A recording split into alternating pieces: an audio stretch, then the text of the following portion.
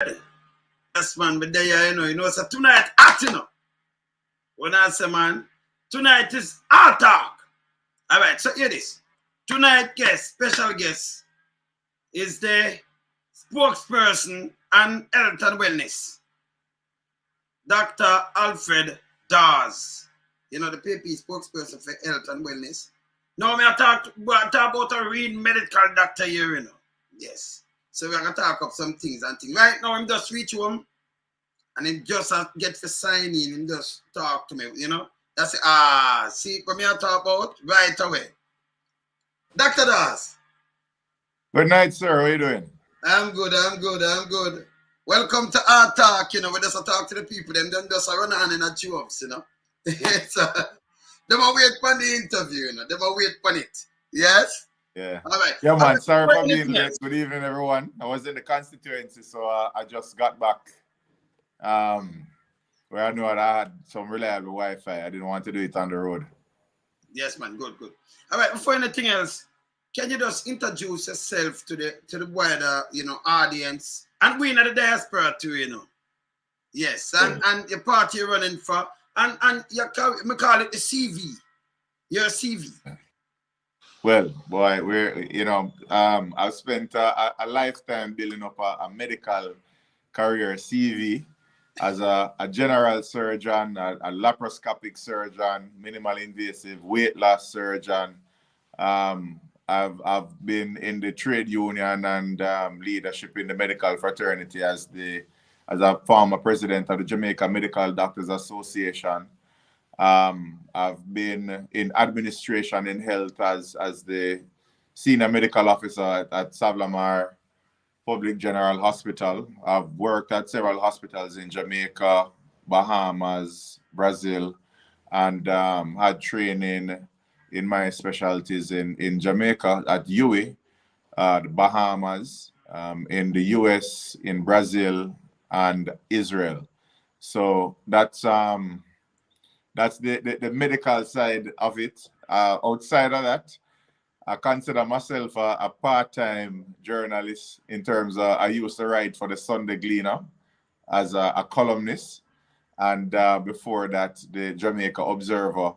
And I do my little social media stuff where I do mostly educational videos, which is where maybe most people would have seen me from, some TikToks where I break down medical problems with a West Indian Caribbean slant, because we still cater to the rest of the Caribbean. And then a year ago, I ventured into politics and representational politics in Southeast St. Catherine, and that's where I am based right now. And a month ago, I was appointed to the shadow cabinet by the party leader and leader of the opposition, Mark Golin. And I am the shadow spokesperson on health and wellness. Mm-hmm. Right there, I want to ask you a lot of things now, because people are suffering. We see America move up. The first time in history, me never see America look on a country, especially Jamaica. I never see this before. Yeah. And use the medical facility where run down. We don't have none. Zero. It gone to the dogs. I mean, you working at the field and when we say gone to the dogs, you're supposed to know. I'm not gonna play some video to ask you some question about this. And strike we up a level 3 travel advisory. Because them don't want them people for sick and then end up in the morgue because them never get for reach over. Them say it's expensive for fly and everything. What's your take on that? Well, look, you can play politics all you want, but the fact of the matter is that the only time we have had medical advisory or travel advisory with respect to health is when we have had outbreaks, whether it's dengue, COVID, which was the major one, of course, and when Chick-V was around, they had mentioned a travel advisory. But then to talk about the state of the hospitals, this is not an epidemic that's going to go away in a few weeks. We are talking about the chronic conditions of the hospitals, which are underfunded, under-resourced, and the likelihood of you going there and getting suboptimal care is very high. The unfortunate thing is that the government has made this about tourism. And they're deflecting that the reason the travel advisory was made was because of the poor state of the hospitals. And rather than tackling that, they're talking about tourism and whether the travel advisory was warranted and how it's going to affect tourism. And that to me is a blatant disregard for the people you are serving, the Jamaicans who are sentenced to use these deplorable healthcare facilities and get substandard care on a daily basis. That is what we ought to be confronting. All right, so I could go into this. I'm going to play a video. The first thing I'm going to play some video. Because we have a hard talk, you know. Tough tongue, we are come hard. Because we understand him hard talk, you know. We don't hold back nothing. I'm going to play the first video and I'll ask some questions. Let's watch this.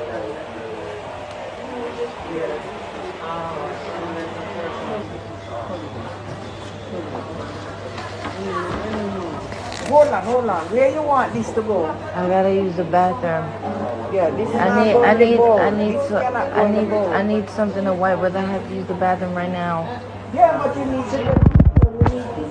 I've been asking for tissue since I've been here. Yeah, but this is not. And there's still no tissue in any of the bathrooms. I've been asking for tissue since I've been here. No one's giving me any tissue.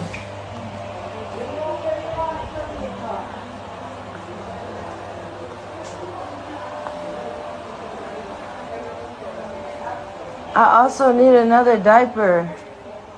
And I need some tissue. I've been asking for tissue since I've been here, and now she's mad because I'm using paper towels. What else am I supposed to do? Can I have a diaper, please? This shouldn't be like pulling teeth. We don't provide those personal things for patients. How am I supposed to know that when I'm not from here? That's what I'm trying to tell you. Okay, so somebody should have informed me. All right, this is so bad. You know, I feel so bad on this. You know, a patient that heard that she lost her baby, right? Of a miscarriage and went to the hospital there. And this is what the nurse took on her and tell her. And then Christopher Tufton come out now and said them have 1,500 toilet tissue in storage. And nothing no go so. Which we know so something go that way. Because it happened in other bathroom facilities, other hospital with them bathroom facilities. Nothing there. Break down everything. What's your take on this? The problem is that we never address the root cause. We try to pretty up everything. We like to put a lipstick on a pig. So immediately the pushback, just as with the travel advisory here, oh, it's tourism and because the surrogates came out and says because of the Chinese foreign minister visiting or because they have something to do with diplomacy why they issued it. The immediate knee-jerk reaction of the Ministry of Health, instead of looking at the root cause of the problem, they are looking at how they are going to prove that it was not so. And whereas they may have a lot of toilet paper in storage, the fact of the matter is that the end user, the doctors and nurses, the ward assistants, the patients themselves, they don't have it. And that's a problem with inventory management. Now, I've seen it at various levels in various hospitals. We don't have proper inventory management systems. We don't know what are proper reorder points. How long it's going to take for the toilet paper to leave the warehouse to come to the hospital. If it's a day, all right, fine. You have a little buffer system so that you don't run out completely. So by the time it comes in that day, you have a day supply so that you always have toilet paper on demand. The other thing that you have to look at is the true cost of corruption. Now, when you are overpaying for supplies because your friends are benefiting and you're getting kickbacks, which is rampant in the health sector, the taxpayer is not getting value for money.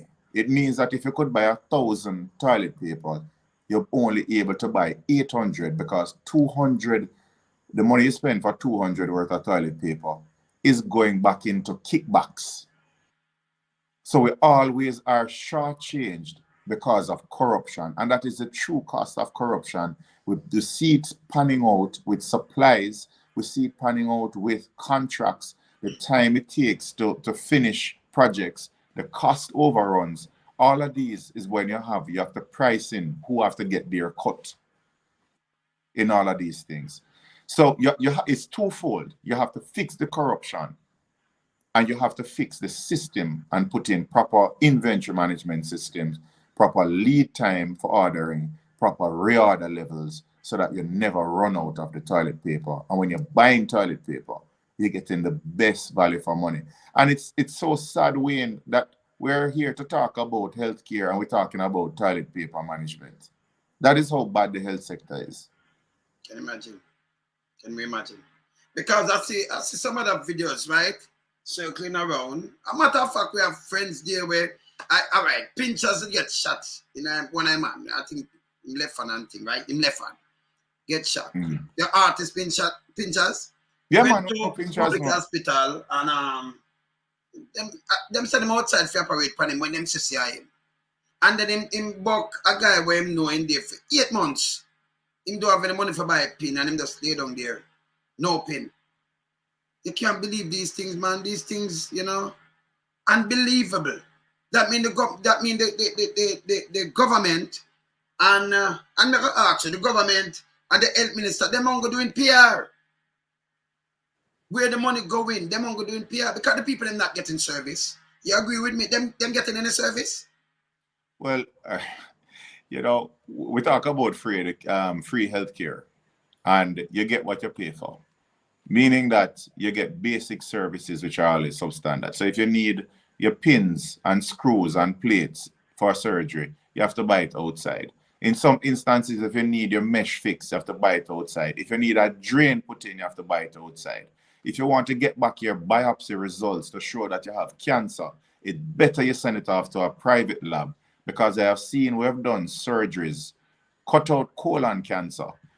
Every week the patient is coming back for results, and you cannot get the results until the cancer grow back. Start have symptoms again before you start the chemotherapy.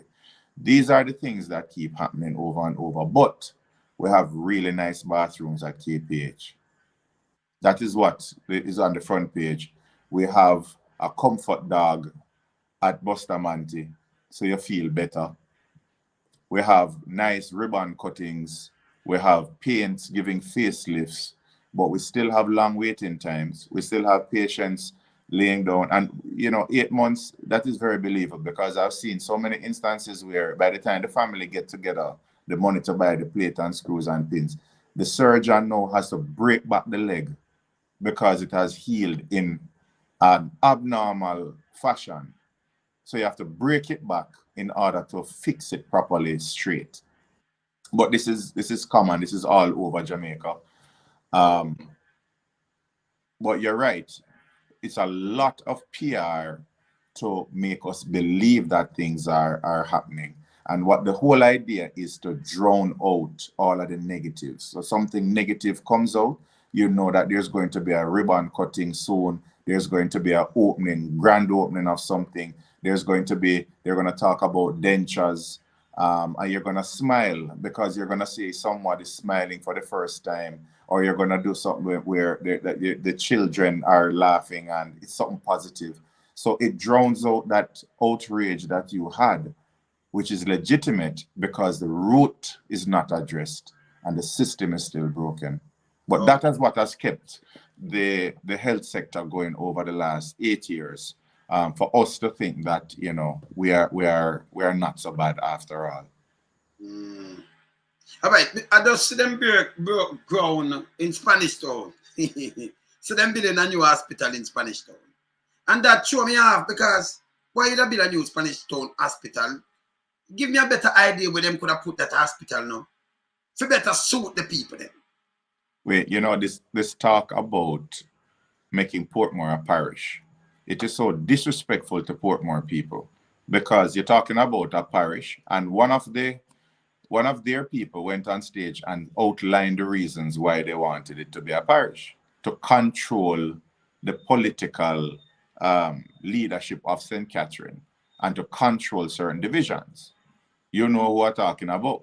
Mm-hmm. But you talk about, you care for the people so much, you want to see them developed, and you don't give them a market, you don't give them anything, no cemetery, and you have a couple $1 billion where you could put a hospital in Portmore, and instead you choose to put an addition in Spanish Town, when all of the needs assessment shows that St. Catherine is growing, and a lot of that growth is taking place in Portmore and its immediate environs.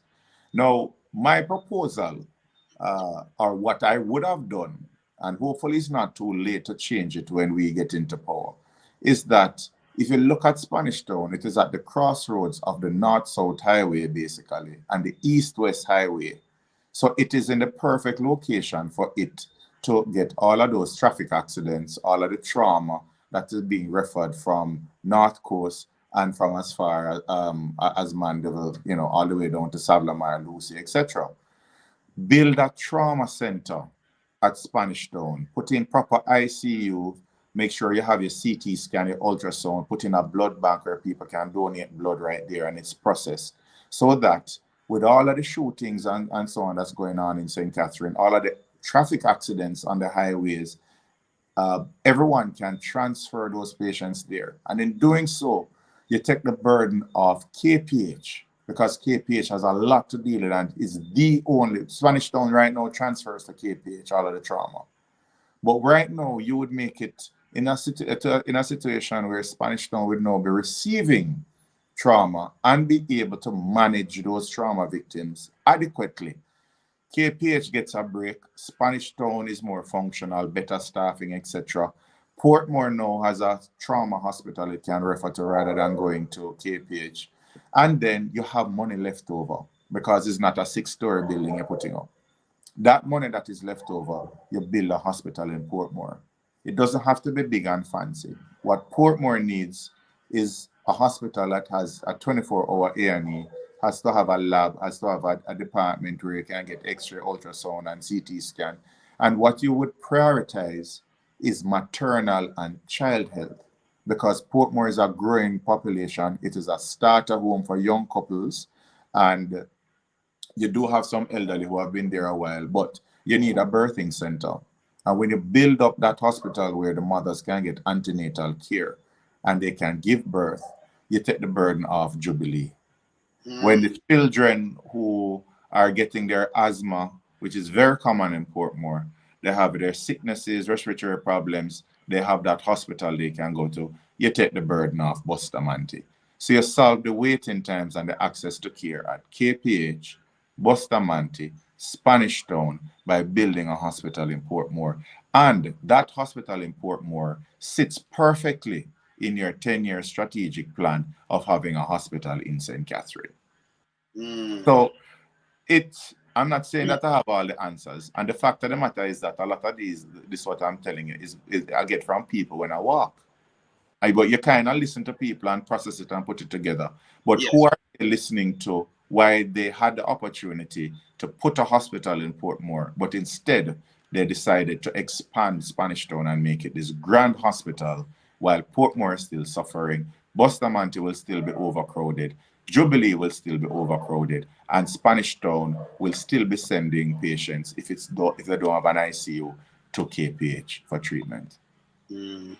So in other words, they want to turn it into a parish. But this parish now, you'd have banned out a parish. It's the worst parish. They've ban out a parish. They would plan to upgrade everything you do with a parish. Your morgue, your cemetery, your hospital, everything. What's the parish? Them did want to turn a parish just for political gain. With one fire truck at times. I heard it. Huh? With one fire truck at times. With one fire truck. And I heard that it down. One fire truck down. Well, the other day I heard that it had just come back from repairs. So God forbid there was a fire anywhere in the entire municipality, it would have burnt to the ground. So the idea then is to upgrade Portmore into the worst parish in Jamaica, because it doesn't have anything. You can't bond there, you can't bury there, you can't get treated there. Nothing. You don't go market there. You don't go work there neither. Because there's a little handful of people have to work outside. That's the design. You know, there's no proper transportation system there. Again, you're talking to people. This lady is saying, yes, they come with the gimmick of decreasing the bus fare to $70. But then you cannot find any bus you have to take taxi. And what did they do? Increase the taxi fare. So they give with one hand and take back with the other hand. But then there's a grand announcement about a decrease in bus fares, and the people on the street are just not feeling it. Can I put something to that? I heard the Minister Transportation said you have to have the press stockyard to get the discount. But when the Minister Finance Minister was announcing that, he never said anything like that. Him say, you know, you can get it there and then by April it go down. So this 1 hour, it's for the elections. Right. It's just for the elections. For the election. All right, make I ask you a question again. This one now, visually no people. Yeah, man, I have to ask some questions. But me have real doctor to talk to. Remember me interviewed Dr. Christopher Tufton already, you know. But, you know, he never take responsibility for not yet. And him and the minister.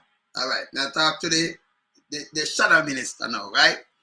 I'm going to show you this, right? This is the death toll from the COVID. See it? And just show the people them the death toll, right? This now is 3,739. Why the government never tell the people them? Because the government caused this, you know, the election. We can just tell them straight up the election. But why the government never come straight full and talk to the people and tell them so much for them old people, for them grandparents, people who are sick, them mother, them father and thing. All this because of them and the uncaring ways to run with the election. I was hoping you wouldn't touch COVID tonight. You know, we should have a safe word for me to give you a signal and say don't go there. I don't even know if Jamaican people are ready to hear half of what really happened with COVID, because the talking points are that we handled COVID very well and we recovered stronger and better than many Caribbean countries, to the point where our economy did so well that we were able to grant politicians 200% increases, etc., and pay down the debt. The fact of the matter is that is one of the biggest lies ever told to Jamaican people. Start with the death toll. Now, we don't know how many people died from COVID, because in many cases they weren't tested and the deaths were in. So if you look at when they were releasing the deaths, whenever they wanted a lockdown, you would hear that 30-odd people died from COVID. But then when you look at the time frame during which they counted those 30 people, it would be months. So they would have some people who died, they would be sitting down on it and they say it's not confirmed. But then as soon as they're ready to lock down the country, they would suddenly become confirmed. So you would have people dying from January to July in that 30. And then people would like, geez, 30 people dead from COVID, it getting out of hand, and they support the lockdowns. And then you would have a time where a lot of people are dying, but then they're not confirmed, so you can't say it's COVID. And they use that to manipulate us all. Why I never said anything is because the distrust in authorities would lead to a complete breakdown in the system.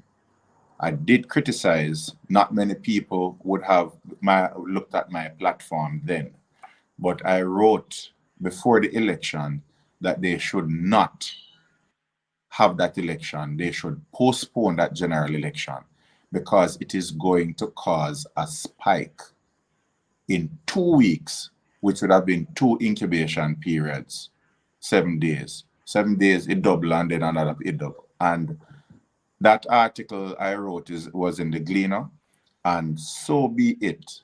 Election was on the 3rd, and on the 17th was when we had that big spike in COVID. And it was all brought about by persons going to vote, going for people to vote, and the mass gatherings for nomination day, for election day, the celebrations after. So many Jamaicans were sacrificed in order to get that election the right way they wanted it. And that medical advice that I gave and that others gave were ignored. And that was one of the reasons why I said, you know, I cannot just sit with that platform and allow things to continue the way they are. Because yeah, you'll write things and then it gets to certain people and they'll read it. But the majority of people who can make the decisions, they weren't getting to hear what I had to say. But there's a lot about COVID that needs to be said in terms of how the money was spent, how the resources were allocated, especially in the Ministry of Health, and what we have to show for that. The greatest capital spend in the Ministry of Health in a generation. Are we better off? How many more ICU beds do we have? How many bed spaces do we have? How many ventilators do we have? We got donations. We got money to build out. We got it. There was so much money pouring into it. And now we have never seen any audit come out or any mention of how much have we grown with all of the resources that were thrown at us. So that's something that's very sensitive to me. At some point I'll say more, but there's a lot to answer for COVID. And the people must know the truth one day. Okay. All right. So I'm going to show you next thing right now, video. Because it's one of the video I'm going to show you. This was done in the West, the hospital done in the West. Because them say them spend a lot of money, I have to show you this, for the people them going through. That's about you, right?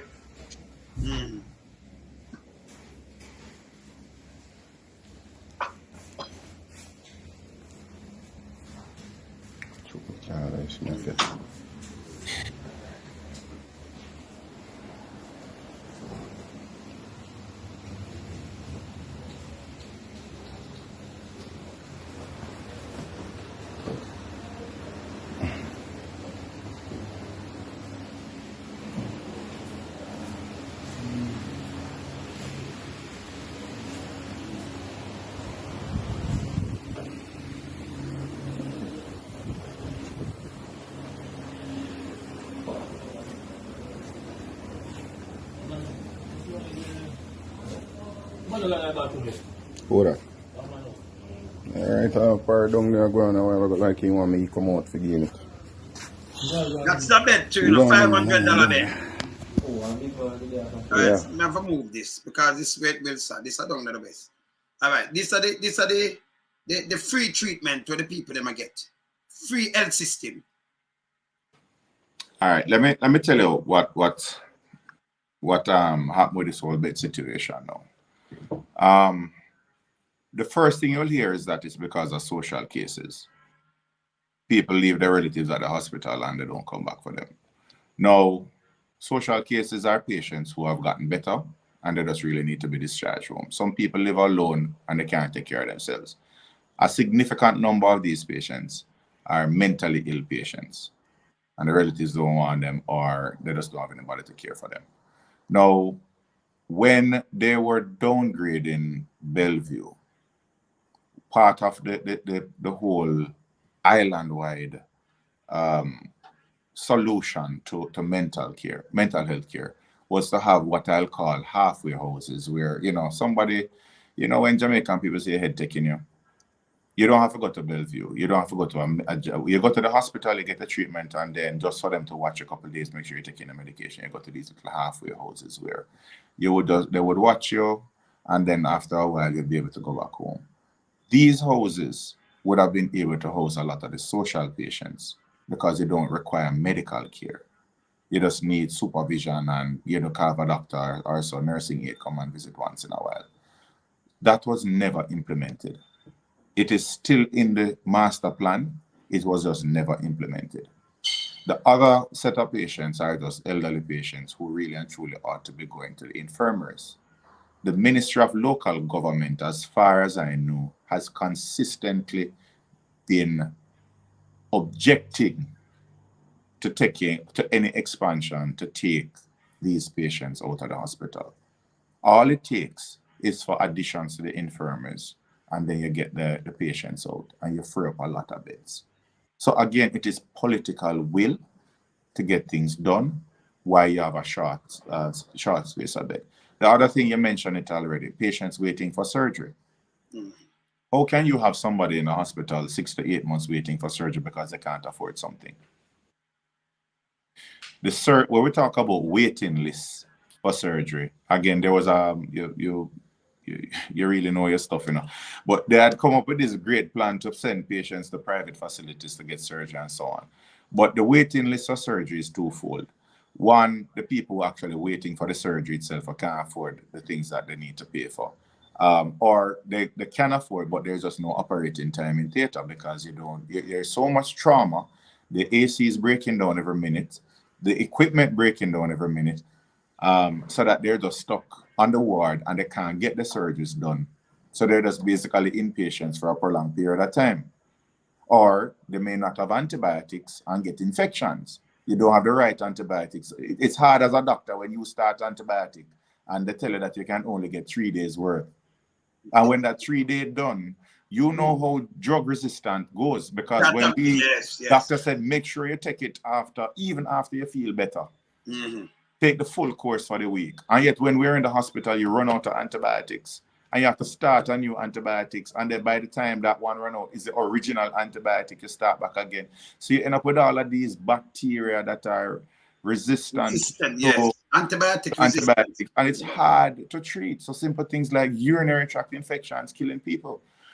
So you have all of these people in hospital not going anywhere, and then you have an influx of patients coming in now, and because those persons laying on the floor, they have to wait until they can get an ambulance to go outside to get an ultrasound or a CAT scan, or waiting for the lab results to come back, because we have not invested in CAT scans and ultrasounds in the hospital. Sometimes it's simple x-rays, but it breaks down because there's no maintenance package. So they're waiting overnight, 2 days in A&E, can't go home, but they're not admitted. And then when they finally get admitted, there's no bed on the ward. So they just have to stay same place again. So you as a doctor or a nurse there in that high stress environment, and obviously everybody is going to be upset. Everybody wants to go to their yard. All the relatives want to talk to you what's going on. But then you don't have anything to report. So the nurses get frustrated, the doctors get frustrated, and somebody come and offer them a plane ticket out. What do you think they're going to win? Them gonna leave. So everything is linked. The migration is linked to all of this. The patients on the floor is linked to the labs, the lack of X-ray, CT scans, the lack of ambulances to take them. Meanwhile, we're outsourcing. I don't even know there needs to be an audit for this as well. How many hundreds of millions of dollars outsourced for CT scans and ultrasounds and so on, when you could use that money and buy and maintain CT scans in every hospital. We're just running some calculations, my team and I today. And that money with that NHT lent to those people. And you have to say lent, because you can't give somebody something to bill for you and then them decide they're not going to give bill, they're going to give you back the money. That 600 million could outfit every single hospital in Jamaica with a CAT scan. People, let them digest that. Repeat it again. The 600 million, but them give them friend for bills. Could have bought a CAT scan for every single hospital in Jamaica.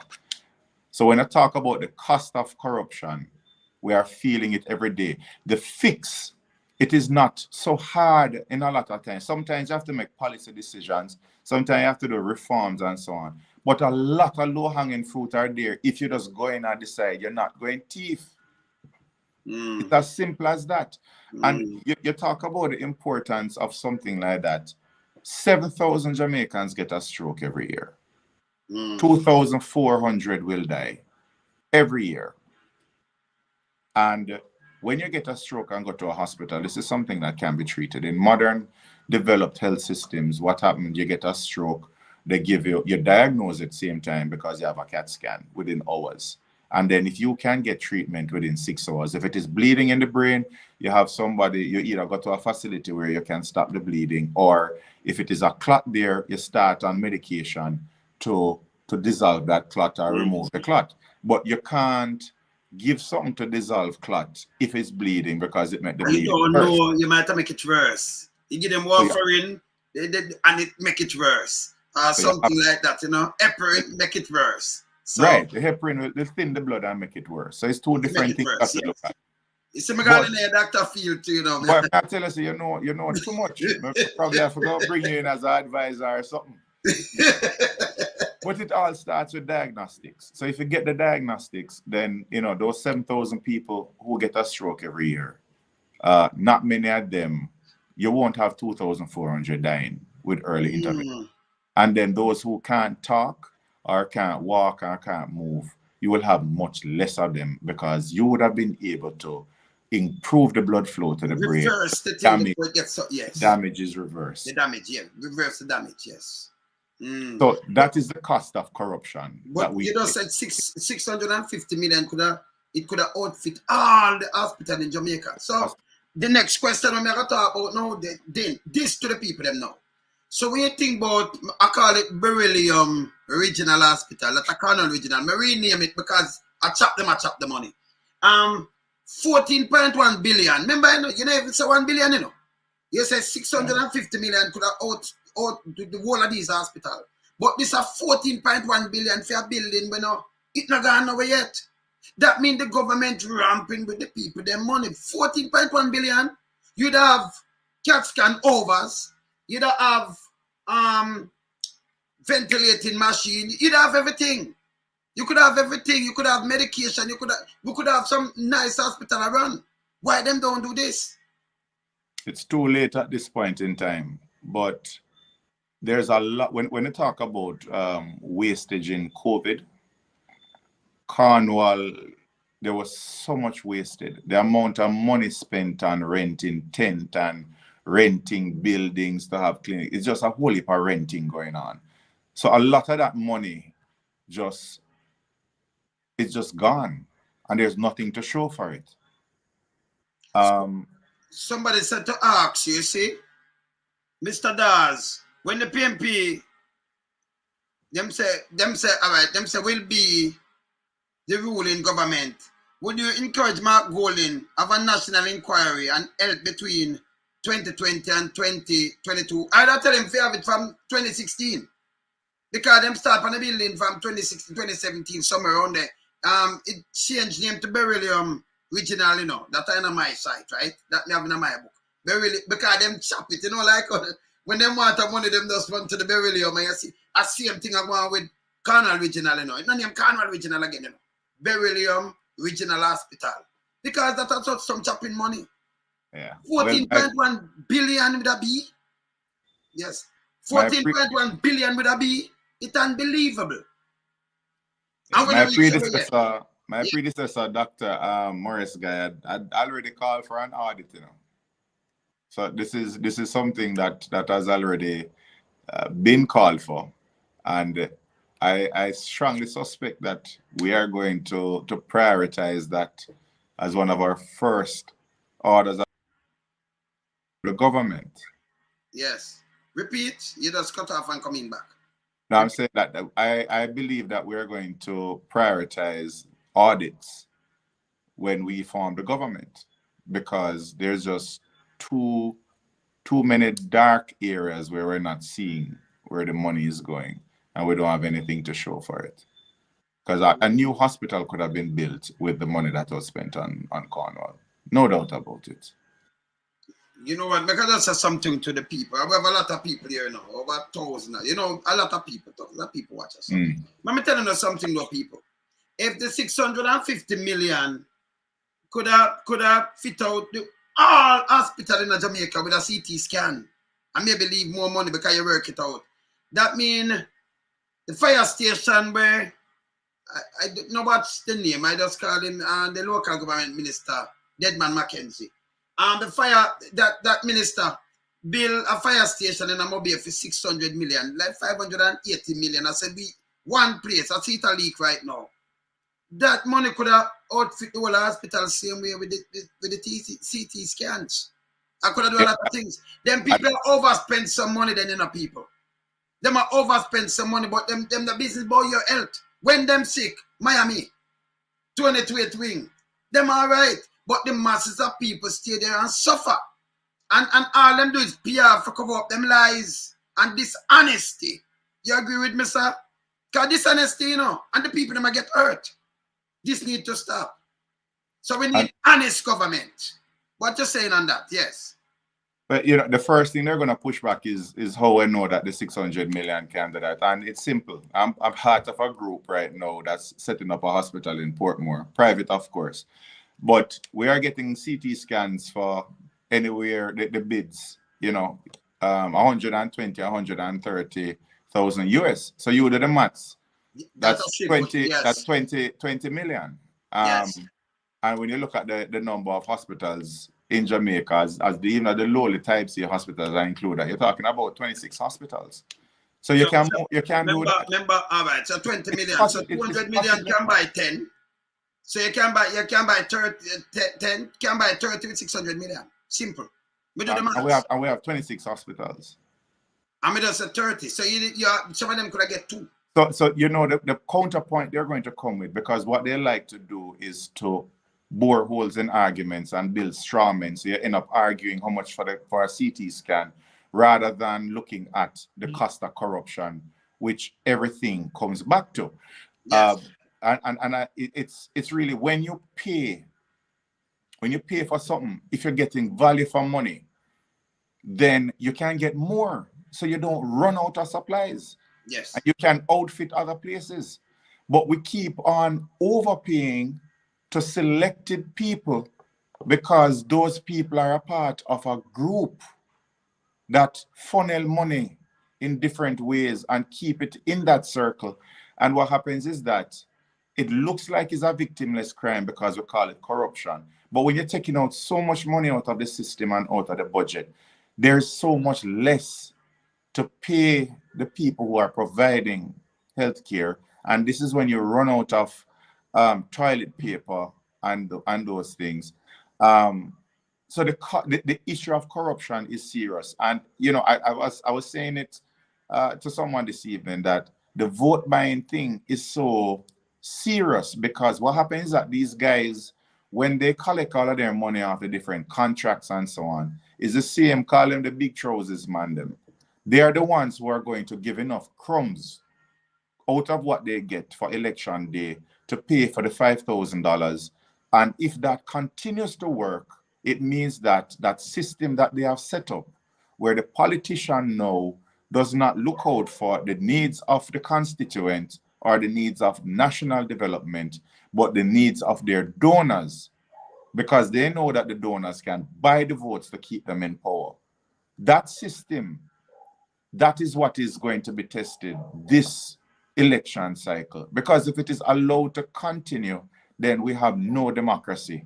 It's just an elite group of people who are going to be controlling all of us. Well, the masses, the masses of people, them now be fool again with these kind of things. And the people that will sit down, never vote, them will come vote this time. This will not work. Because the people don't feel it. When you can use a 650 million could have outfit the hospital with CT scan. By the way, I save food no matter on a father, even food no one lives. Everybody knows somebody who got a stroke. There are so many Jamaicans who have had strokes that you know somebody who has had a stroke. I have had several people in my family who have stroke because I have high blood pressure in my family. And when you look on it, the risk of a stroke is so high in Jamaica. About a third of Jamaicans have high blood pressure. But half. Some don't know. A lot of them don't half, know. not just some. Half of them don't know. Yes. You have some. Every time I do a health fair, I get a headache after because there are people walking up and down with blood pressure 190 over 120. And they know that cannot mash them down same time. Anytime them can. Anytime they get bad news, somebody bad drive them, anything can happen, and that is why we keep getting strokes. And when you listen to these people, you know, you have failures at every level. When you listen to a lot of these people, they get a long date to go back to clinic because the clinics are so packed. But there's nobody there to adjust the medication and to be checking it in between. One of the things I want to do is You must know how the Cuban health system set up, where they have people very close to the citizens in the building blocks and the communities, and they check on them all the time. When you look at how Cuba dealt with COVID, when we went over there, they prioritized early treatment. And when I say early treatment, it means that you get diagnosed with COVID. In Jamaica, you would have, they say, go home and isolate until, and if you have symptoms, you go to the hospital. That thing is at home, mashing up your lungs without anybody checking on you until you can't breathe and you turn blue. That is when you go to the hospital, and for many, it's too late. In Cuba, they had another approach. You go home and isolate, and somebody come and check on you with a little device, a pulse oximeter, and the moment your oxygen levels start to drop, they bring you into the hospital and treat you. They do the same thing with, but they had that system, so they had to adapt it to COVID, and any threat that comes, they're going to adapt it. With high blood pressure, with diabetes, they go in and they check everybody. I remember listening to a team from the Ministry of Health in Cuba, and they said that they went and did a survey in that area, and they found out that they were going to have an increased number of kidney disease in the next 10 to 20 years. So they went in and they controlled everybody's blood sugar, blood pressure. They started them on medication. They taught them how to eat. They gave them alternate food supplies, not just having them with the rice and those things and bread. And what that did, when they continued to monitor them, it showed that the kidney function was decreasing right through. That is how. So you reverse it. You reverse it before it gets too late. Reverse it before preventative medicine. And it's a holistic way, because by the time you reach, if you're not going to spend the money on the CT scans in the hospital, spend the money to have somebody, a community health aide, check on Miss Dara or whoever blood pressure. So I make sure that they're taking the pills, because that way you control the blood pressure. That way is less heart disease developing in 10 years, less strokes, less eye problems, and less people on dialysis. And that is the approach I want to take. Yes, your approach. I'll come to your approach now, right? But tell me something. In 2019, I think Christopher Tufton said him outsourced, like him sending them to private doctor place to do the CT scan and these things. Where those money gone? Because people still are waiting for the CT scan. Them have to pay for it. But them have spent nearly $1 billion every year to these private places. Who is those private places? You know anything come to your doctor friend them or something? Because I don't know who I want to send some people to them too, Because him said them have pay the money every year. And that could have buy CT scan and do everything. You never have to send them and say you could buy CT scan, you could buy MRI, you could buy ultrasound, put down with that money. When one of them break down, if you couldn't bother maintain it, you just throw it out and buy back another CT scan and put it, because the amount of money spent, and like I said, you're not getting value for money. And even worse, when they're doing these requisitions, they don't even check to see if you have health insurance. So the health insurance are getting subsidized. The health insurance companies are getting subsidized by the government with private scans getting done. And we don't know the cost that this has really been to the taxpayer, but we know it is hundreds of millions of dollars, which we know for a fact could have bought machines in at least, bought and maintained machines in at least the major hospitals. So again, you see these grand announcements and it sounds good.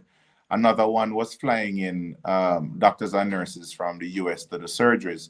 I've heard about instances where a whole team come down, but then they couldn't do the surgeries because they never had any sheets. And then wait, I don't think you understand the reality on the ground. Understand it well, man. AC breakdown, tools breakdown. So you end up have a team here for days or maybe a week, and then end up doing one surgery. And then they're gone after the photo ops. And then the doctors who are here who could have done that surgery, they're still left without AC and without the sheets to put on the patient, the sterile sheets to cover the patient. So the root causes, you're going to hear me talk about root causes all the time, because we are not addressing root causes. We're just doing a lot of cosmetics. for PR. That's PR. People suffering though. The dialysis is the next thing, the dialysis machine. You know, if you could have buy the CT scan with this money, that means them could have covered all hospitals with dialysis machine. A lot of people going to dead from their kidney disease, you know. That kidney thing, that same high blood pressure and everything, you know, because a lot of people, you know, and the diabetes and everything, a lot of people have kidney disease problem. Supposed to get treated out 3 times per week, they're going to get 1. Some not getting any at all. All right. So dialysis now, if you so happen to have kidney failure and you need dialysis, if you're lucky, somebody on dialysis will die soon and you can get on the machine in their space. Otherwise, you're not going to. So you are going to die, otherwise you just go and die. If you're lucky, somebody on dialysis dies, so you can get that space. Otherwise, you're going to wait or die. Kidney disease, I can't remember, is either number 4 or number 5 top killer in Jamaica. And you can understand why, because when you have kidney failure, you need dialysis, like you say, 3 times a week. But because you're trying to squeeze in as many people as possible, you give them 2 times a week or less. So you can't remove all of the toxins from the blood, but at least you give somebody else a chance to remove some toxins from the blood. Some, but yes, man. So the government could know the amount of money they must spend even upon this building. The 14.8 billion could have covered the whole of this, you know. And the money we outsource and I say make them do the X-ray and all kind of things because people still have to pay for this. It could have covered all these things. I tell you something. Just pay money a chop. Let me upset you some more. There are companies now that will give you the dialysis machines for free if you buy the supplies from them. I mean, the government joking. No, the government joking. So they will give them the dialysis machine for free from them by the supplies from them. So you don't have that capital outlay. You just have to put it in your recurrent budget for dialysis. And then there is peritoneal dialysis, which I am working on a project right now with some doctors at UWI and local manufacturer in Jamaica, where if it is introduced to Jamaica, we can have people dialyzing themselves at home and going to work in the days and so on. If anybody out there in the diaspora can give me some assistance with peritoneal dialysis, this is not for profit for me. It is just something that I'm passionate about. And I'm trying to see if I can introduce it on a whole scale to Jamaica. But it is an alternative to hemodialysis where the fluid runs into your belly and then it stays a little while and then it runs back out. And that is how you exchange the toxins. But rather than going to a dialysis unit to spend a couple of hours 3 times a week, if you have the machines and so on at home, you can actually string it up, go to sleep, wake up tomorrow morning and dialyze. I am working with a local manufacturer to make the fluid, and we're just doing some test runs with it now to see how well people are.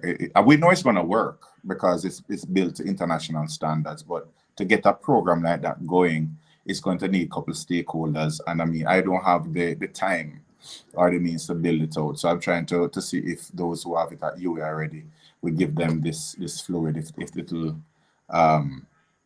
help with converting patients from hemodialysis to peritoneal dialysis. But I know that we have a lot of expertise in the diaspora with respect to medical care. I've spoken to quite a number of them already, and they're just itching to get back to Jamaica in a meaningful way where they can serve, where you don't have a whole lot of bureaucratic red tapes holding them up. So if you can use your links, or if anybody watching, I really want to get a peritoneal dialysis project off the ground. It's something that we can do now. I don't have to wait until I'm in government. Okay, good. So anyone can link, just link me get the link and everything, yeah? All right. And next thing now, boy, I tell you, we have so much thing for ask, The mosquito, them have some mosquito thing go around right now, don't it? You remember when they did have Chick V and and then I think I hear Tough Tongue. When them was in the opposition, they make a lot of noise. But me know you them make a lot of noise now. I think them have some mosquito thing going around. How that going? Well, there's so many people that send me the videos of the people on the ground, the hospital beds. They send me roaches in hospital, and they send a lot of stuff about mosquitoes. But I don't run out and talk about it and make posts on those things concerning those things, because these are complex problems, as you would have realized from me explaining the whole hospital bed situation, etc. With mosquitoes now, you have to look at the local government as well as the Ministry of Health in terms of the vector control. But there are a lot of behavioral patterns in Jamaicans who believe that seeing what they call the swimmers in them tank mean the water good. The swimmers being the mosquito larvae. So they don't want to put that thing in it to cover it up, to kill them, because then you don't know if the water good or not. As long as the swimmers in there, the water it can't drink, because if them can live in there, it can live. And then you have the old tires, garbage collection is linked to that as well. We know that, the Ministry of Local Government has done an absolutely poor job of garbage collection island-wide, and that has led to the level of mosquitoes. Yes. And in Portmore, it is really bad. The drains, we have drains that the councils are responsible for, and then there are drains that central government are responsible for. And then some of the drains that central government have been responsible for have not been cleaned in over a year. They have actually little islands in them now to how much dirt has built up. And there was some flooding the other day in Waterford and Gregory Park. And a lot of that was because even though the drains were flowing through the communities, there was a backup with the main drains. And that was what caused a lot of the overflow into their houses. So the mosquito problem is complex. Cuba, I like Cuba because they're just so innovative with what they do. They develop on their own. They have done very well in terms of some of their additives that are biological, meaning that it's not a whole lot of chemicals that they use. And they have done very well with eradicating. I can't tell when last Cuba get a dengue outbreak, because they just decided that they're going to get rid of the Aedes aegypti mosquito. And it was a national campaign against that. They declared war on mosquitoes.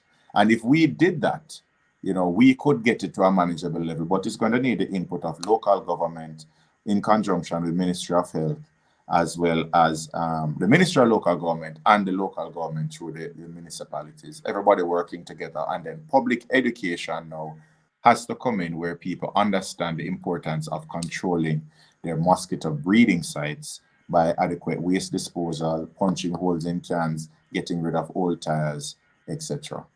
Before I say anything, before I say one more thing, make I just tell you Colleen James said, when I'm happy to assist with the process. So Colleen, link Mama Angie, I think Mama Angie online, and then, I will pass on some digit for you, for Dr. Dawes, and then you link him and go through the process. She says she will assist.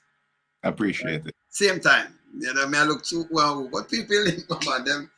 We in a diaspora, but a diaspora very helpful, But a lot of people around us very helpful. A lot of them working in the medical field. By the way, make I just correct Andrew Unis with one thing, because him say, the lowest unemployment rate. Although I correct him already, because I show them, if them Google the unemployment rate in 2015, you get 1.3 million, 1,325,000.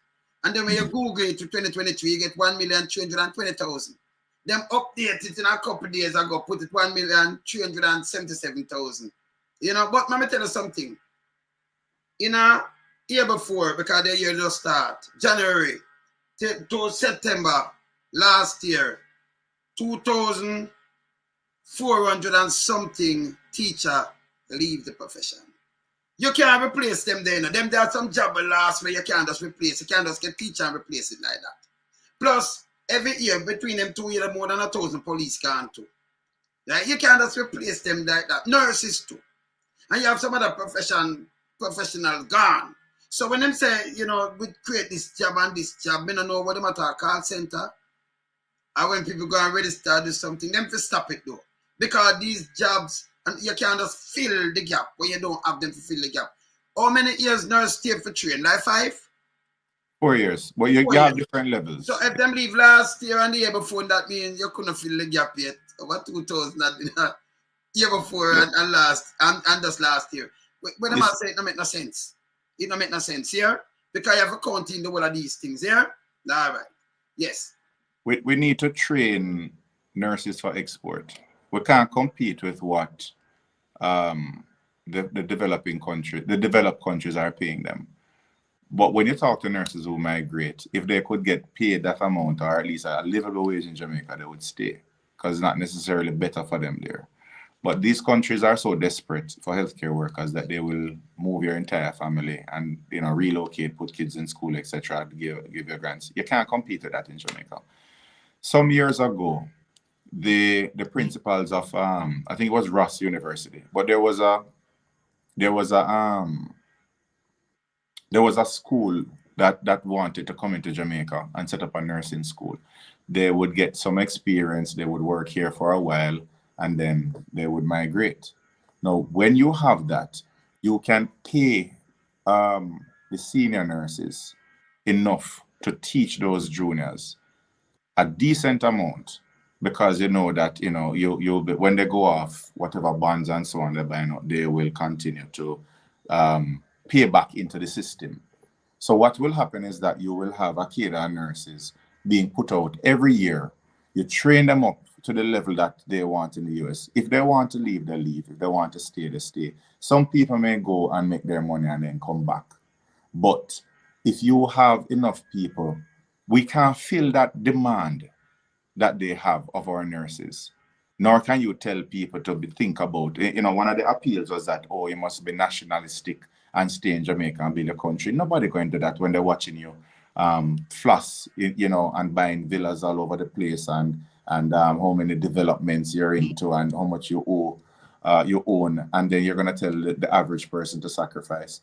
What we should do is work on the supply side, go into schools, tell kids that, look, this is a profession where you're respected, you're helping people, it's altruistic, and if you have that caring nature, male or female, you can go into nursing. And then you have scholarships available for them, and then you bond them, or if they're buying out the bond, then they go overseas. The recruiters will be very happy to buy out the bond. But we can't just look at, say, all right, you owe 4 years nursing school. What about all of the investment that the government would have made from primary level, high school, coming up to put a value on your education at that point in time? That is what we really ought to be looking for, so the recruiters pay a fair enough price so we can continue to have a system like that develop. When that proposal was made, there was so much hustling and requirements for kickbacks that they went to other Caribbean countries who benefited from. The same kickback spoil that program. Okay. One of my co-hosts just asked, Daisy, Maria, she asked, Dr. Dawes, what happened to the exchange program with Cuba? All right. So Cuba, we do get a lot of nurses from Cuba. Some doctors as well. Now, we are now competing with the Middle East, Africa, South America for Cuban doctors and nurses. And the truth is that many of these countries pay more. Why they're more likely to stay in Jamaica is because we're so close and the culture here is close to that in Cuba. Plus, the Cubans, they have a special relationship with Jamaica. It's not just we like Cubans. Cubans love Jamaica as well, and they'll tell you about Manley and Castro being friends. But the problem is because they're so in high demand all over the world, you still have a lower number to choose for. So the recruitment is not as great as it was before.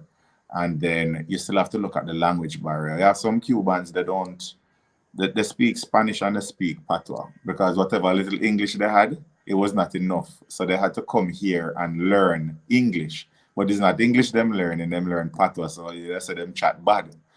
So when they're talking, you have to be correcting them and giving them the Queen's English or the King's English. But there's a gap during which they would be acclimatized. So you can't just take a fresh immigrant nurse and just put them on the supervisor on their own. They have to understand our culture. You know, as a Jamaican, I still don't know what it means when a patient come and tell me that them have a low feeling in them stomach. So you have to learn to Yeah, man, search they feel out like that. them out for dead. Them out for You know, I pass know out what and a them low still low feeling feeling. is. Anybody know what a low feeling mean? You let me know, because I 20 years now and I still don't know.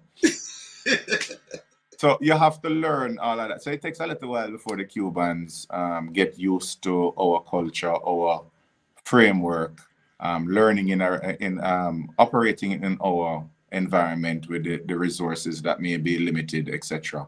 And then by that time, you know, it's a 2-year contract. Some of them go back home or they may want to get another experience elsewhere. So we can't rely on bringing in Cuban nurses and doctors. What we ought to be doing is to be ramping up the training of our own healthcare workers, understanding that not all of them are going to stay, but at least they are going to have to make a better life for themselves, and remittances are going to increase, and we would have at least a period where we have adequate number of nurses. Mm-hmm.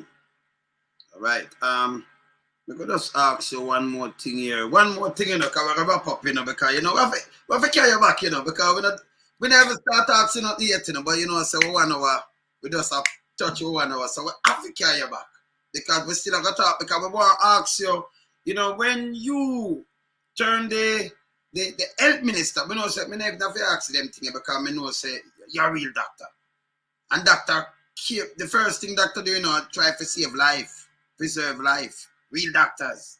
So and a doctor on paper this way, he does doctorate, you know. Real doctor, medical doctor, surgeon, right? So I know you're gonna make a difference. So I never ask that, because, you know, from what we get from you right now. Wait, so no pressure on me, but you know. We know that, man. We know pressure that, man. We know, man. Yeah? But I want to ask you something, but I have a video I want to show you. When people get shot, though, like when I say, when people get shot, I'm going to show you a video. You know, and Christopher Tufton, more I watch that video, right? Because the young man I call out for you, me say him expired doing. Me still do my look investigation. Him get shot, went to KPH, and then this happened. Hear this. The oldest. When I do about my situation, when I do about the doctors, them at KPH, when I got to do about health, when I do about health, when I got to do about health, when I do about well-being, when I do about welfare, when I do.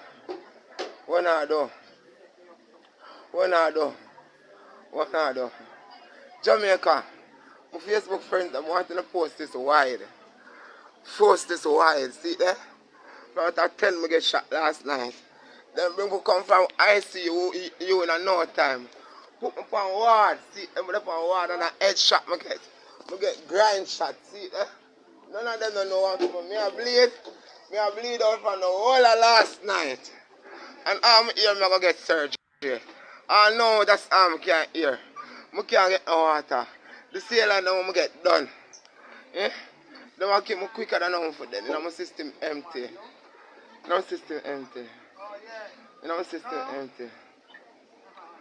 Oh.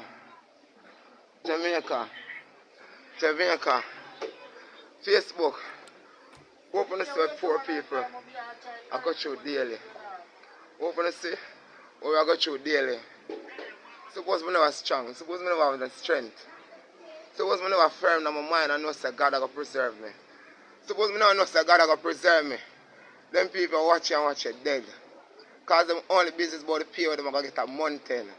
Very few of them business about life or business about people. Very few people who are working now business about life or business about love. Nobody now didn't work for the love again. Or do it for save nobody life. Or do it for the money. And I watch them co-worker when I come. And say through them co-worker and I come, them now didn't work. And that is it, Jamaica. Enough of the doctor and the nurse them. When they say short staff, instead of spare somebody life, them dead and say them co-worker now come now work. And them now get no money for them work. So I want to believe and use me as an example, because you see, if my head shot, Was certain way life threatening, believe my Facebook, I'm dead already. I'm not for dead. I'm going to live to declare the works of God. Show, oh my God, powerful. Show some my God, powerful. But them people that are working in the hospital, they don't really find a humanitarian. Yeah? Yeah? Yeah?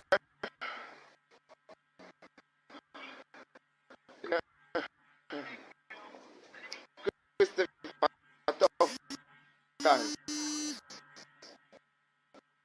And you only for the stuff. The phone from last night. From last night, I get shot in my head. And I'm a guy shot up. I'm with the surgeon, I can't, the surgeon, my dead for terrorism, my asthma, everything I kill me. No provision, not at all. Better I'm just dead. There's not no provision, there's not at all. I get shot in my head. Now my head, I get shot. I don't get shot no else but now my head and I'm going to detrimental spot. And I can't get no help now. I'm thirsty. See that? I'm thirsty. And me are dead. The one say I can't drink, I can't eat. And my chest tight up. What we are going to do in Jamaica with that system here? What we are going to do with that system here in Jamaica? Eh? What we are going to do as poor people in that system here? Eh? They don't know what I'm to my grind. They don't know what I'm to my head. And if I wait for a neurologist, oh, long enough after 4, I get shot from after 10 last night. I'm there, so. I'm there, so I can't get no help. I'm hungry, but thirsty. Watch out, see a line run out. And every time you can't call. Staff shot, everything shot. Nobody can get no help. What people, poor people are going to do? Suppose I dead, my dad dead. Thank God, so God spare my life. Suppose my dad dead, but I'm dead from last night because as I come in, who saw the pan strip for ill treat me like me and nobody. They don't know I'm get shot, they don't know the circumstances behind I'm shooting. But they don't treat me like nobody. You see, the one doctor youth alone there from last night to help. One doctor youth. You see?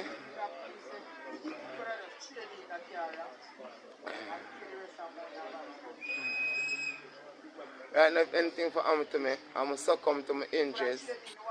Facebook wanting to say if anything for happen to me, I'm going to succumb to my injuries and the ministry's fall. Because, yes, sir, I don't know what's going on inside of me, but I still can talk. You see, I still can't relate. But I don't know what's going on inside of me. Because I feel pain all boy. I feel pain on the lower part of my body. I still don't know how to do it. A minute neurology, I got search, I can't research it now. I can't eat, I can't drink. Eh? So I don't know what. Now when they say they can't drink after a certain time before surgery, and them time they pass. That means I can drink or eat long time, I can drink something long time, the time they are wait. And nobody no concrete if you say me I go neurologist or what. You see? Some want to know Facebook.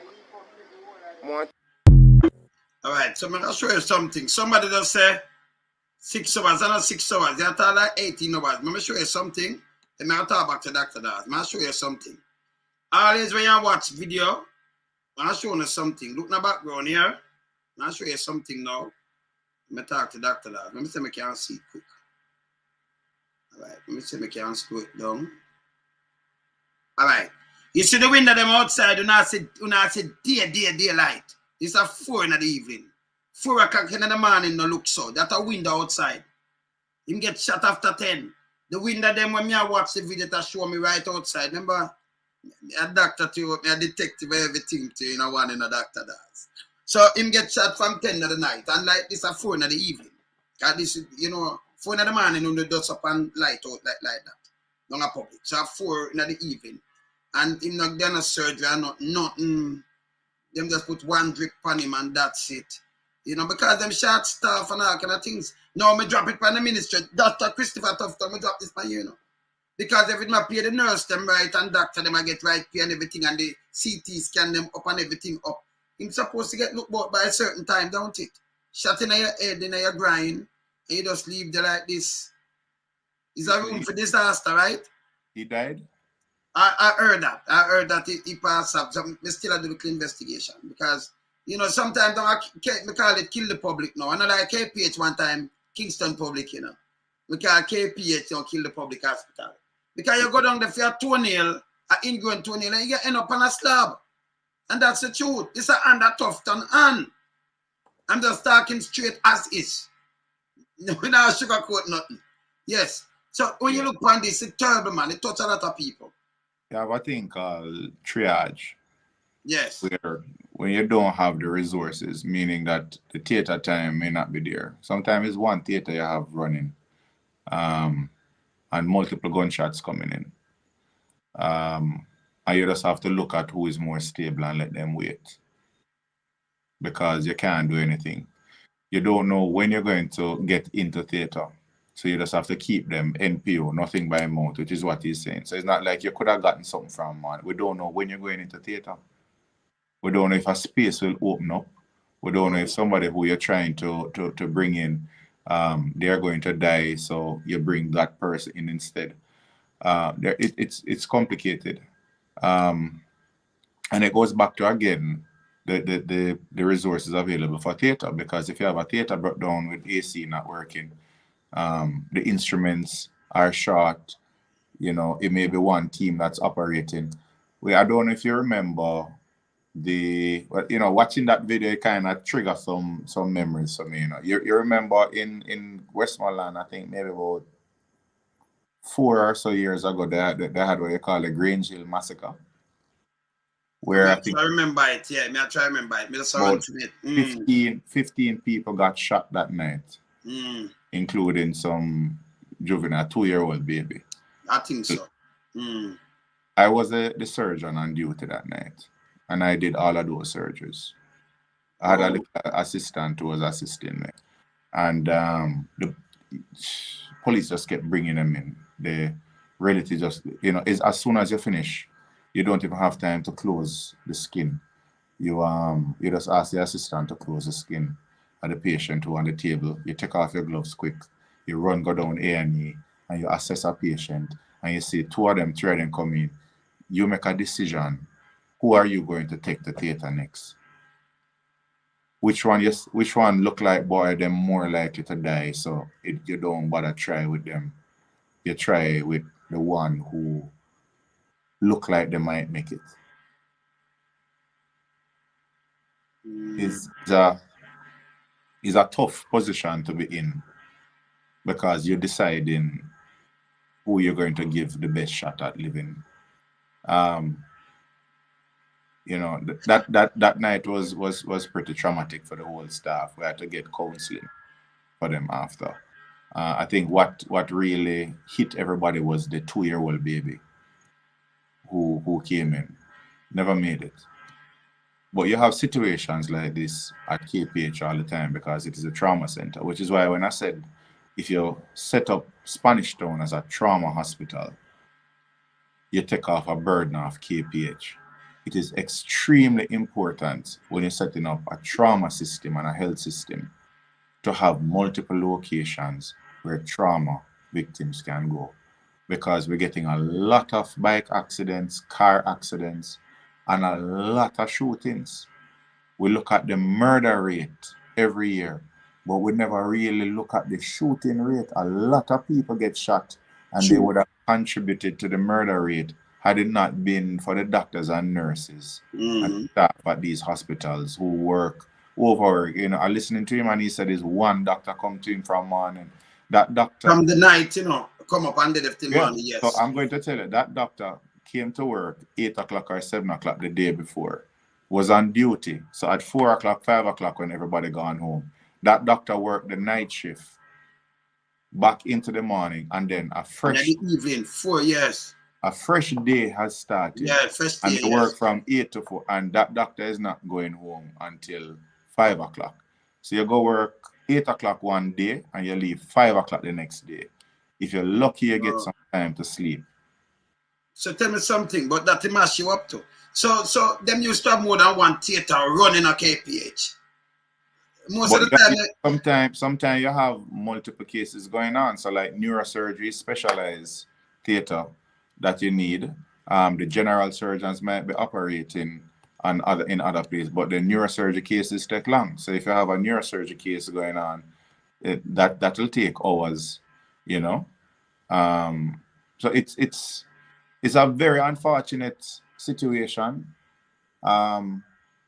You know, that man's cries, if he really passed on, that's a cry from the grave of somebody begging that this not continue. And these are the things that we have to focus on as a country rather than the gimmicks and the PR. Because it's real people suffering, real people. That's somebody, uncle, father, son. And we have to deal with them as healthcare workers every day. And a lot of people look at statistics, and the statistics don't mean nothing to them. But then when you have to go tell a relative that, you know, your son never made it, you can't even tell. I have been in a situation where more than one occasion where we don't have enough supplies, and we make a decision, all right, we're going to take a chance with that person and see if they'll make it through. But then if we put the resources, we're going to save so many more people. This is battlefield. Whoa. So the hospital, and if it did have the resources, it'd be better off for what you're doing. Yeah. So instead of you get the resources, the government now are tell about one building, but stand up already, but them now build 14.8 billion. But this could have covered the hospital for a couple of years well, with everything it needs. Every one of the hospital them. Yeah. And that's heart-wrenching though. You understand? Because if you can use, we're going back to it, people. If you can take 650 million and put, you can get more than 30. And the machine, you can get more than 30. Yeah? The CT scan, right? But put that 20 million for one, right? 100 or 100. Just put that 20 million for one. You can get more than 30. Yeah? You can get more than 30. And then much hospital we have to sort out, like 20 something? 26. 26. So if we have some hospital like you, we have some other place, could I get 2 or something? And then them need for putting some more theaters too. And get some more surgeon like yourself and thing. Them have to employ more surgeon. Them can't have one doctor and then them have an assistant. Them have to have some more surgeon, because if you get so much trauma, population grows, so much trauma coming per day, you have to get more surgeon. I'm right? Me up on track? You're right. Right. You're right. Me up on track. So them now put the money where they might put some money where they might chop it. And by the way, as a doctor, me just ask you a question. Now, people not gonna laugh. You know, I say my wife asks, want to ask a question where she asks. She say, I'm gonna ask you this, but I say what Mama Angie just asked. She say, so how the doctor function properly after so many hours? Well, they have laws restricting that in developed countries. So after certain hours, you have to go home. It's illegal for you to continue to work. Oh, because you make mistakes. Because after certain hours without sleeping, your level of functioning and your judgment and memory is similar to somebody who has been drinking, who is intoxicated. So yes. in Europe, North America, after certain hours, you have to go home. And if they find you on the compound, the hospital itself gets into trouble. But here in Jamaica, we don't have anything like that. So you'll continue to look. The amount of time I sleep on stretcher, you know, just catch a little 5 minutes and then things there before you go back and operate and drink coffee like it going out of style, you know. But it's not right. But we had to do it, and a lot of us, we had to do it almost as a rite of passage, you know. But it's because you just don't have enough trained specialists where you have a situation like that. Wow. So human resources. And the night the fire door with that 15, the way you have to make decision, and you have to go down and say, all right, I'm going to do that one, yeah, and then do this one, and then this one. It's supposed that boy heart-wrenching, man. With all the nurse and everybody, them I forget counseling after. Yeah, man. That night, trust me, that night we had to bring in the counselors because you had people breaking down and bawling in A&E. And you can't tell them get back to work, but you see another ambulance pulling up or another police car pulling up and there's another victim that. So you're just going right through. But this happens a lot at KP, at Spanish Town where I was as well. That was when you had the split in the Klansman gangs, and then you had some other stuff going on. We were operate every night is trauma. Just gunshot coming in. Sometimes you fix them up and everything, and then they die a day later or 2 days later because you don't have any blood. You don't have no blood. So you do your best. Them don't have a blood. Oh, them not have a blood bank or something near there. You have everything will come from town. That's why I said setting up a trauma center at Spanish Town, putting the blood unit there, blood bank. It would make a massive difference. Yes. Because it's hard when you do the surgery, you too much time and efforts and then no blood. Them last blood and them don't have any blood and die after a day or two. That's hard, man. That's very hard, man. Yeah, you just watch them going down, it's a death watch, really. Because you can't do anything. You can only give them the IV fluid that the gentleman was showing. But the blood them need. They need blood. And you don't have the blood, so you just know, so okay, them going away. That's bad. Hey, the big question when I want to ask you now, as a doctor, because I see some other doctor now go up in rice mill. Rice a good thing for you, man. You know up in a rice mill or something like that, doctor. Next question. No, hey, we'll tell us Lonesome not easy, No, man, because Lonesome not easy, Lonesome not easy. Real doctor, I do weight loss surgeon as my primary. I've weight loss surgeon as my primary thing. So I help people lose weight. And the first thing I will do is to look at your diet, and there are certain foods that I would not encourage, nor would I continue, nor would I switch and encourage them if I became minister. Oh, good. And it will be a thing like, come back and wrap up now, but it will be a thing like, you'd have a thing where you'd have farmer, come in, and you'd have signed some money to a company where teach people to eat right. Although, so them not have no work and them not have no food.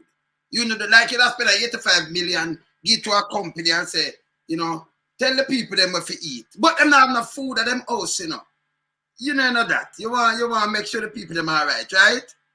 You have to make sure them are right. Food is a medicine.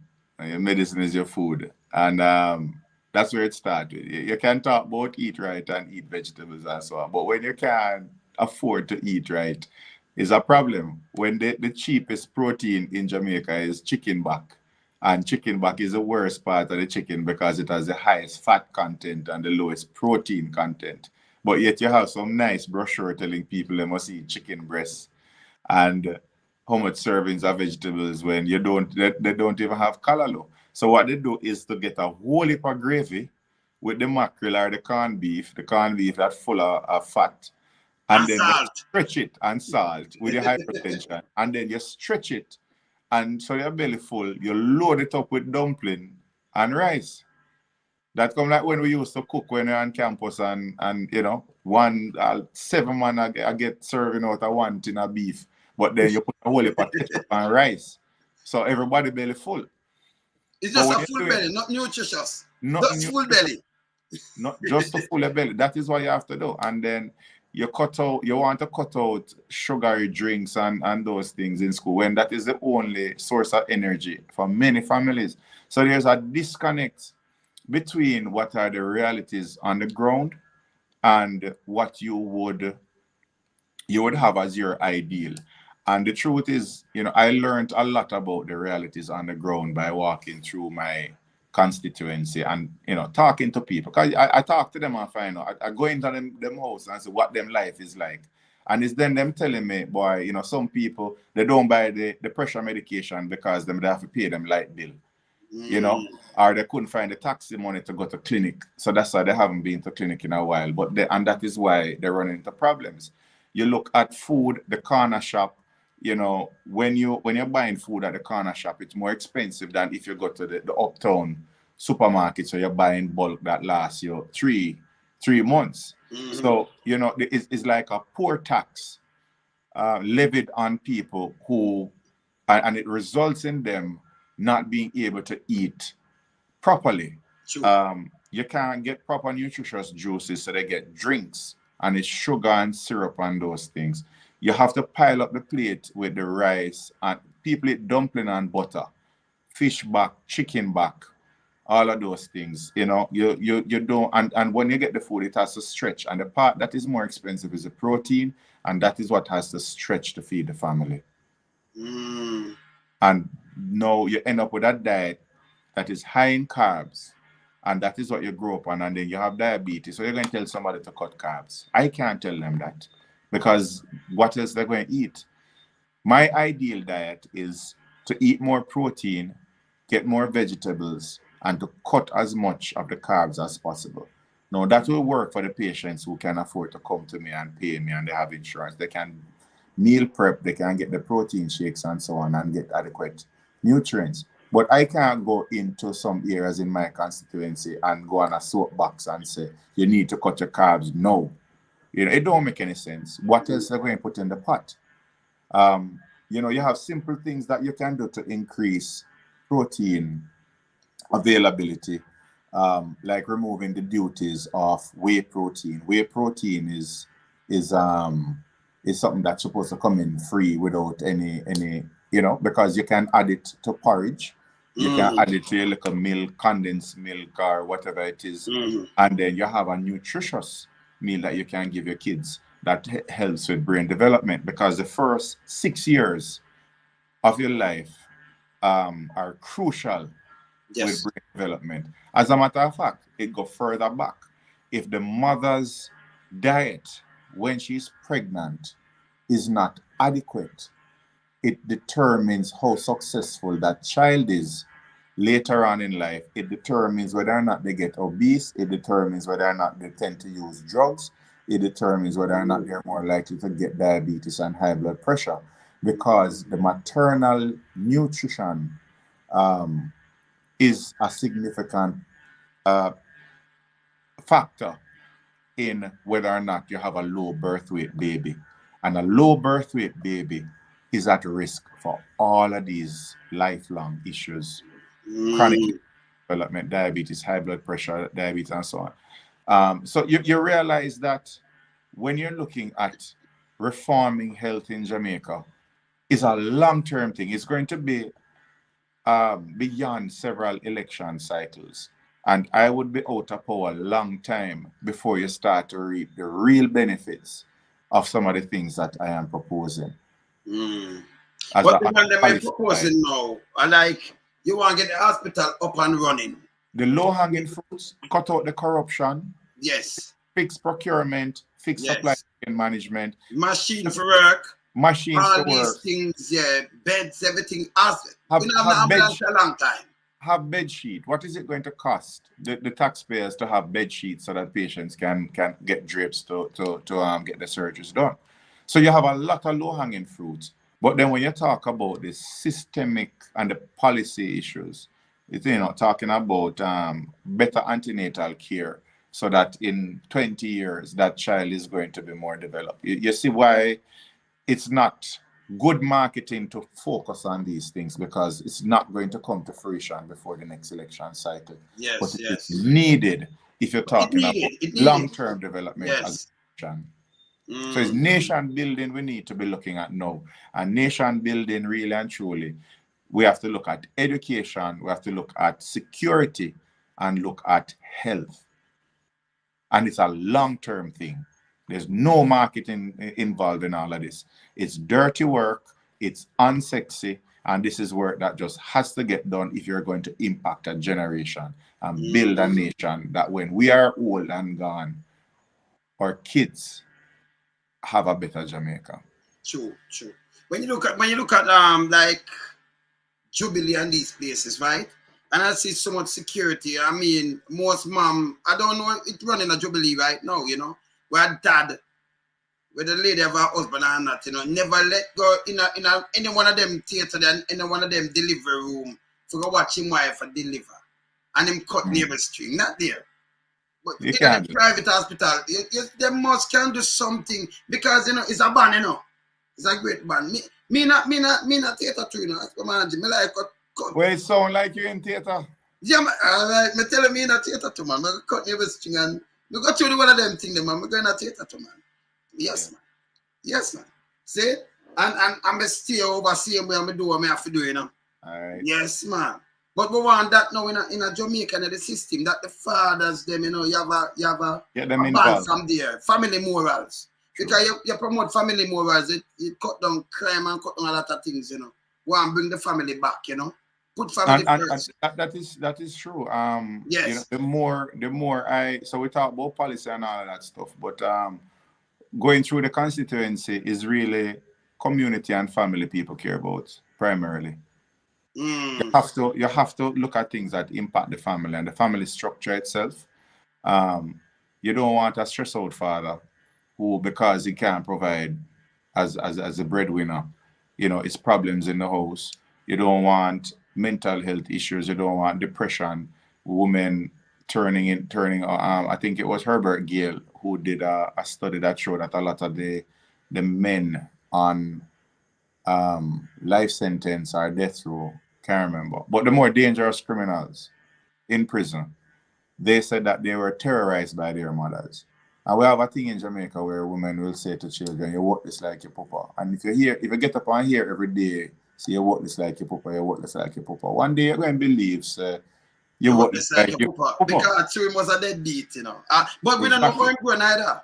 Because maybe him go up with a mom where it's a generational curse. It's a generational curse. It's a generational curse that we have to break. Yes. And a big part of that is community development. So you see we need that. Some of these, what they call unattached youth, is a nice way to say that the youth don't belong in school or work. They're not unattached. Humans are pack animals. We live in herds and groups, right? Tribes. And if you don't have something where you're going to be a part of, you're going to find something. So these so-called unattached youth are going to attach themselves to a gang. And that is why the crime problem cannot be solved by killing off these people, because the gang family. Now, I talk to people who used to be in gangs and those things, and they'll say, "Oh, them look out for you." When other people got this, that is their crew. But we have to substitute this gang. But we can't say we're going to disband gangs and not have something, because they have a saying in science: nature abhors a vacuum. You can't have a vacuum.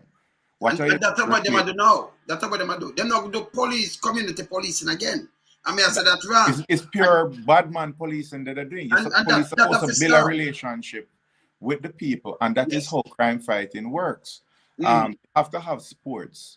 You know, a lot of overgrown bars. Right. In Portmore, there are not a lot of green spaces, and that's because the resources have not been put in.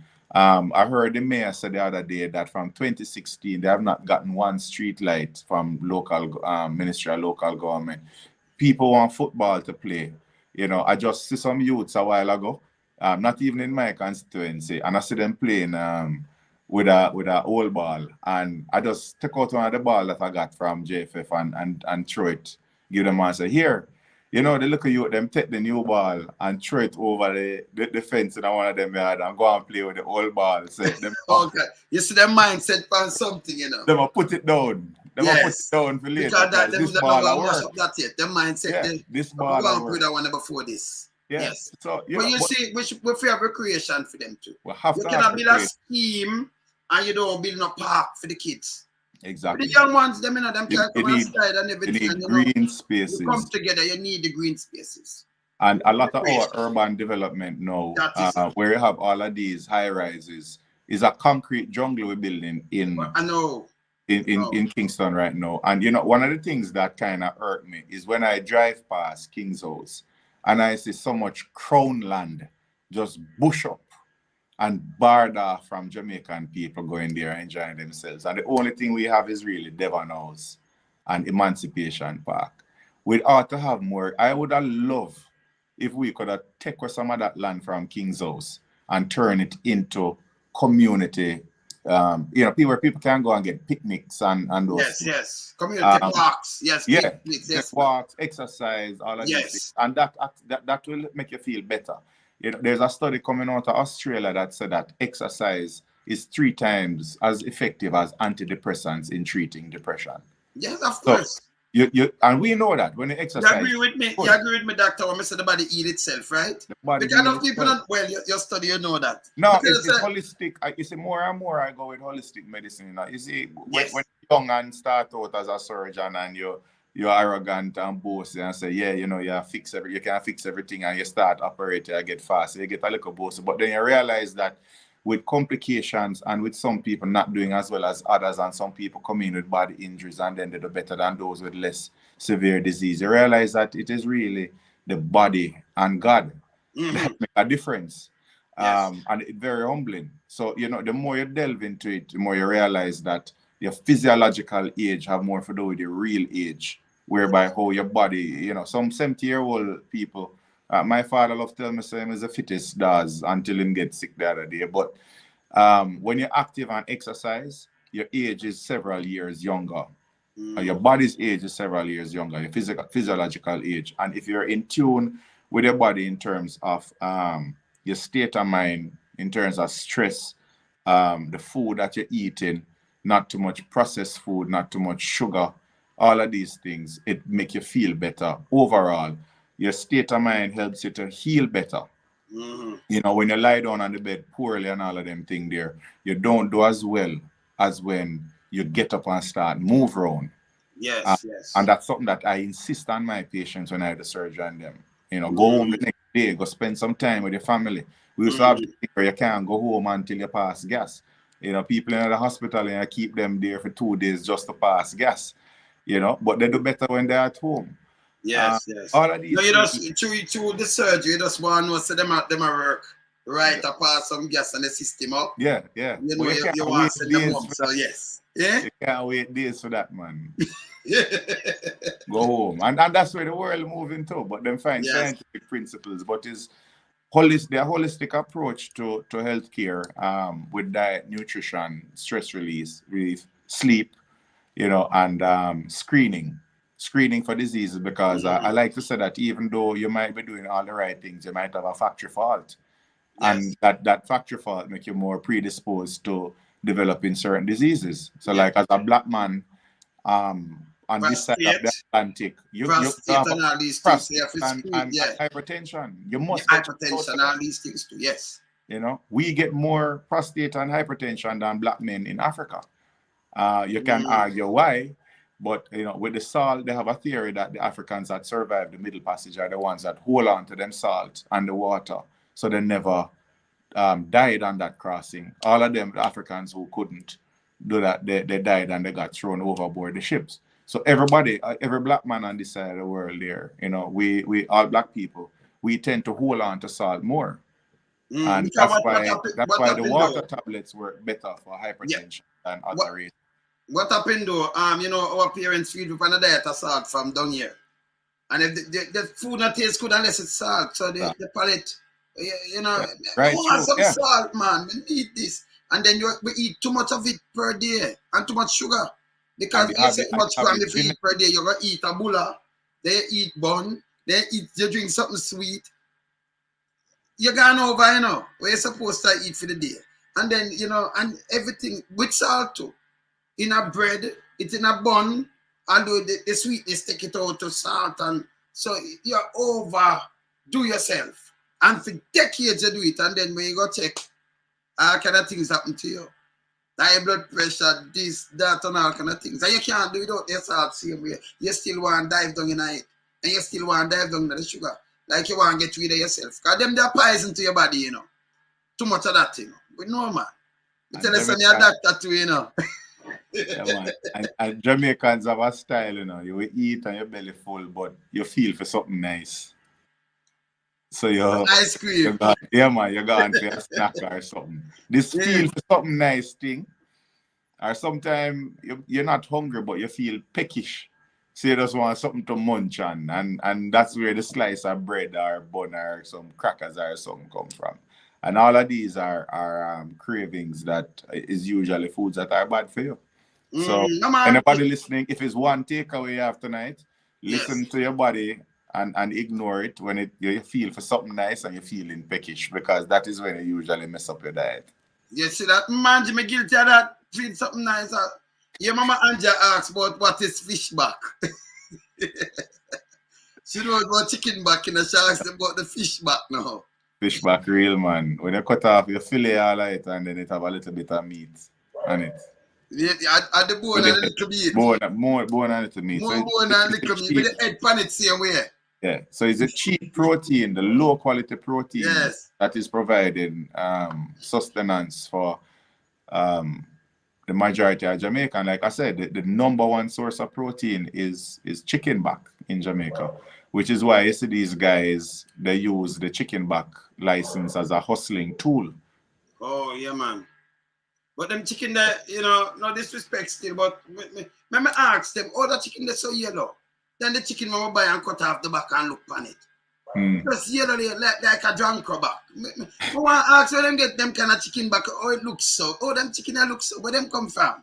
Your foreign chicken different from ours or yours, man. Yeah, man, but them import a lot of chicken back, but me never buck up them one day like that. Well, you're not going to, but remember that most of the chicken back is a refuse from the factories that use the chicken parts, the breast and the wing and all of them things, you know. So we would get, so in the Caribbean, we would get chicken back. And if you're going to the Pacific, like America and Samoa and those places, they get turkey tail. Oh. So the which is another refuse again. And then oxtail used to be like that until oxtail become a delicacy now and get ridiculously expensive. Turkey neck get expensive too. Turkey neck, yeah, all of these things. Well, me I tell you, no people they must say you have to have a part 2 and a part 3. You tell me 1 hour, you have me here for nearly 2 hours, man. Listen, listen, the people that are requested back in, and we have like more than 1,600 and something devices. Got thousands of people watch me, thousands. Yeah. If I come on for this, maybe like 8,000-10,000. You see, I'm more than that too, because it show me how much devices. When I go up on the next page, it show me how much devices. So this will show that 1.6. And the stay, they don't get bored and drop off. Listen, you remember we turn all 4 hours, you know. 3 hours and them thing there, yes, man. Nobody now move. Them, I'm a tough fuck when me tell them if I eat, me snap and me swim around them and say, hey, you should have eat already. Me I say, no, man, me want to eat my come on, go eat my bickle right now too, you know. So when them see me I move, so me know showing it them I say, I run him one go and eat him bickle, I watch him time now, you know. And my bickle one go eat. See them I say the classroom. Yeah, man, them no one go eat my bickle. We keep it real around here, you know. But them say we have to carry your back, man. Part 2 and part 3, because them want to hear from real doctor. All right, wait till after the election, because we still have to go back into the constituency. But tell me something though.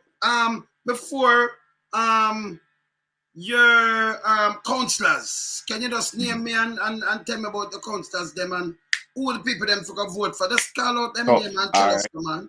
Yes. So we have 5 divisions in Southeast St. Catherine, and Southeast St. Catherine runs from, everybody would know, Back Road, Port Henderson, go all the way back to Nagoit. So we have Edgewater, Portsmouth, and Ananda Way. Then you're going to Waterford, Independence City, Bridgeport, Westport, Westchester. So the divisions are Edgewater Division, and that's Alric Campbell. He's the deputy mayor as well.